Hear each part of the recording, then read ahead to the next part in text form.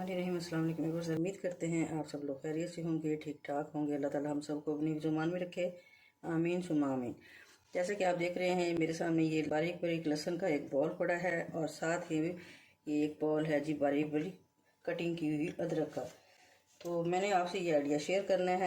میں اکثر یہ ٹائم کی کمی کی وجہ سے پھر میں اس کو گرائنڈ کر کے ٹکڑیاں وغیرہ بنا کے رکھ لیتی ہوں۔ اس سے کیا ہوتا ہے کہ جب ہم ریسپی تیار کرنے جا رہے ہوتے ہیں تو نہ ہمیں الگ سے یہ لہسن بنانا پڑتا ہے، نہ الگ سے یہ ادرک بنانی پڑتی ہے، ٹائم لگ جاتا ہے بہت زیادہ۔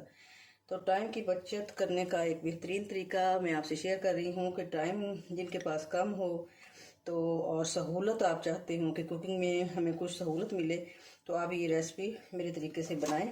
اور یہ دیکھیں، یہ میں نے اس طرح یہ لہسن ادرک کو اس طرح برابر ہم وزن لے کے اس کو گرائنڈ کر کے ان کی ٹکڑیاں وغیرہ بنا لی ہیں۔ اب مجھے کوکنگ کرتے ہوئے بہت آسانی ہوتی ہے۔ اس طرح میں نے یہ دیکھیں، میں نے یہ سبز دھنیا، پودینہ، سبز مرچ اور تھوڑا سا اس میں لہسن ڈال کے تو میں نے یہ بھی ٹکڑیاں جو ہیں یہ رائتے کی یہ بھی تیار کی ہوئی ہیں۔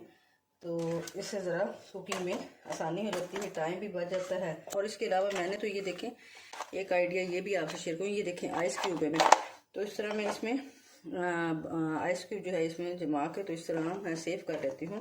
بعض دفعہ یہ ہوتا ہے کہ اچانک مہمان آ جاتے ہیں تو ٹکڑیاں ہمارے پاس سیو نہیں ہوتی، تو بڑی پریشانی ہوتی ہے۔ اور جو ہم جوس وغیرہ یہ استعمال کرتے ہیں اس میں بڑے بڑے برف کے پیس برے لگتے ہیں، اور یہ کیوب جو ہے وہ اچھی لگتی ہیں۔ تو یہ بھی میرا ایک آئیڈیا ہے کہ آپ اس طرح بنا کے الگ کنٹینر میں آئس کیوب یا ٹکڑیاں جو ہیں وہ بھی سیو کر لیا کریں۔ چلے جی، اب ہم اس کو ڈالتے ہیں جی اپنے گرائنڈر میں۔ تو یہ میرے پاس ٹائم تھا، میں نے اس کو چھلکے اس کے جو ہیں وہ ریموو کر لیے تھے۔